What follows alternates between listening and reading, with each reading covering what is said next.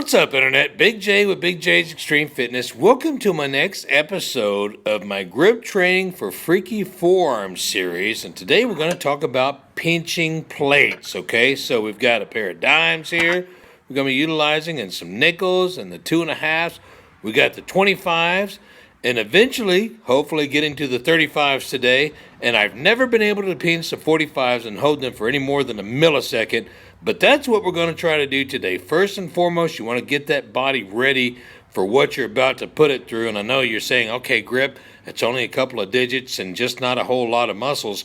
But the central nervous system, if it's not ready, it will not fire properly to utilize the muscles needed to make those strong grips, okay? So let's go ahead and go through a couple of bench presses.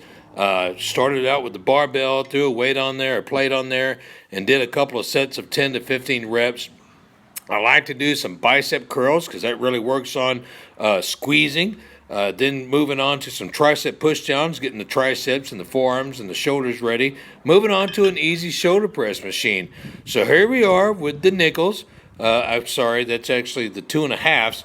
And we're going to start out with putting them face first or face together, smooth sides out. That way it gives, there's no advantage of pinching if you're grabbing a hold of the numbers and the grooves. You got to put it to where it's going to have the smooth sides out, and that way you're going to be utilizing force on force, okay? There's no handles, there's no grooves, there's no ridges, and I like to start out with grabbing a hold of it, pinching it together, doing some turns and transfers back and forth, and then I like to throw it in the air and catch it, and you'll be surprised at how hard you have to squeeze to keep those two little 2.5s from flying apart. And then I'll go from digit to digit. I'll go with 4 fingers, then 3 fingers, 2 fingers, and eventually 1, and then trying to utilize each finger to grip. And you see that pinky, that left side just not strong enough to hold 2.5 pounds together. And you guys will be humbled, especially utilizing these types of plates to do these exercises. Now, a lot of these, again, I've talked about this before, but a lot of these new corporate family fitness centers plates are covered with rubber or plastic. So you're going to have to find an old hardcore gym, hardcore old school gym like mine, or a Metroflex gym, or even some of the newer hardcore gyms to find these plates. And now I've actually got 3 5s together, and I'm using the same process of working back and forth and then doing some turns. I like to call those door handle turns, back and forth on both sides. And you'll, again, be very surprised at the taxing that you'll feel from the forearm down to the digits. So moving on to the 10s. And again, we're going to start with just transferring back and forth. And this is, again, just a plate pinching training session, okay? And this session took me about 30 to 40 minutes, including all the warm-ups, and just working your way up to the heavier plates. You can't jump on the quarters or the 35s or even the 45s and expect to be able to do any of this without properly warming them up. And this is also actually considered sets that you would like to do, especially if you don't want to get any heavier than the 10. So those are 10s. I went back and forth. I did the doorknob turns, and then I did some air transfers. And we're going to put a little challenge in there for you, grabbing another dime, putting it in between there, and you think, it's just 30 pounds. Man, it takes a whole lot more pressure to pinch a dime in between 2 smooth surface dimes versus just grabbing a 30-pound dumbbell. And by this time, I'm going to tell you, my forearms are already getting smoked. I'm getting taxed. That time does not work up there. The batteries did, but I've probably been going straight without rest for about 15 minutes. And look, the plate fell flat on the floor, and this is when I wanted to implement the chalk use, okay? So I wasn't using chalk at all to begin with. I want to go ahead and chalk up the hands, grab these dimes one more time, and give it a shot, because I know for a fact that I've been able to transfer dimes in the air. That's not a really huge task for me, and I hated dropping it on the first set, but I did want you guys to see that as much warming up as I've done, as experienced as I am in this, and I'm not, by any means an expert, very amateur, but I can still, do these dimes, and I dropped it on the first attempt of a transfer in the air.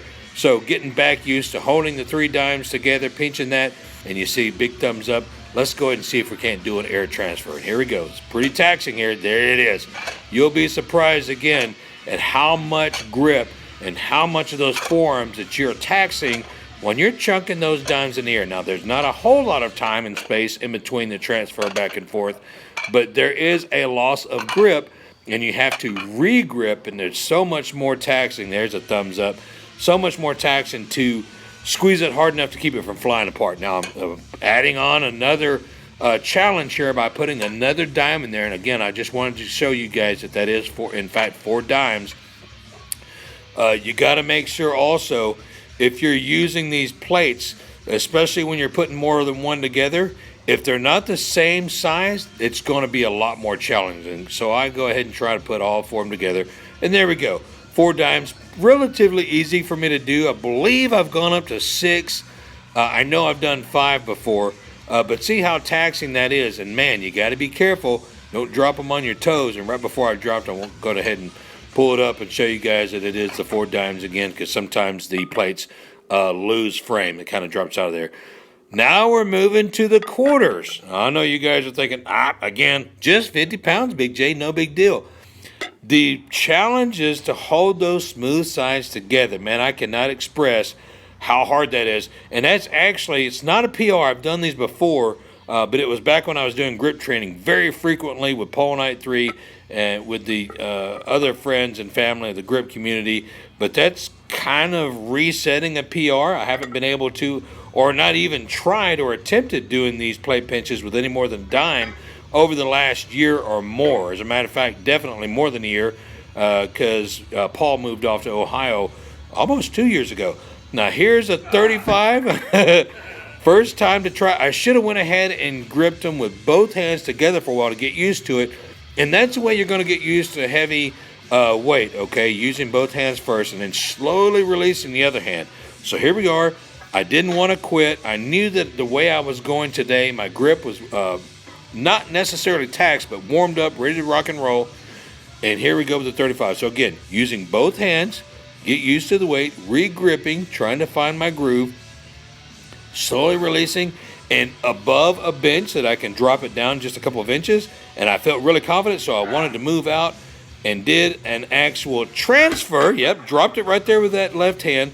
But that's the very first time that I've ever done 2 35s pinched together and been able to transfer it successfully without dropping it before taking control of the weight. So big PR on that one. Again, there's the 25s.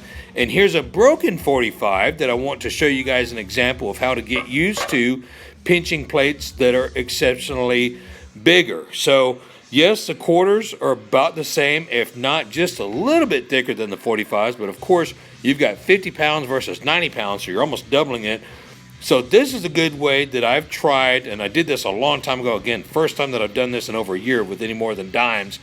But here we go. I've got a broken 45. It is the same thickness as having 2 45s together, and pretty easy. Now, with the 2 25s together, I was actually doing 5 more pounds.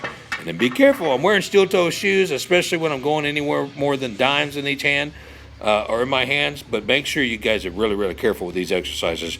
You can definitely break some toes or the top of your feet when you've got any more than a couple of dimes in your hand. So here's 45. I got real confident, walked away, did a double grip. I don't know if you saw that kick or not, but I got frustrated, so I kicked it at the end.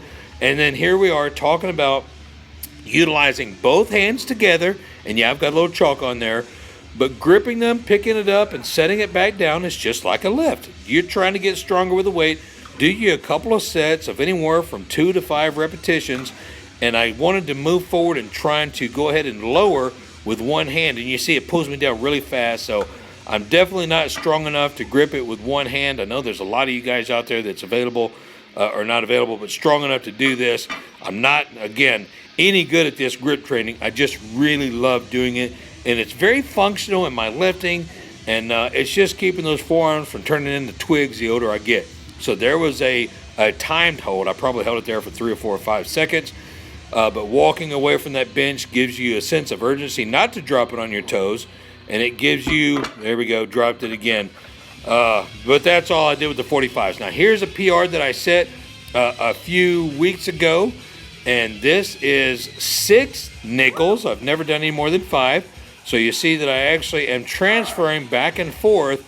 And this, again, is a few weeks ago, but I wanted to include that in this pinch plate pinch series.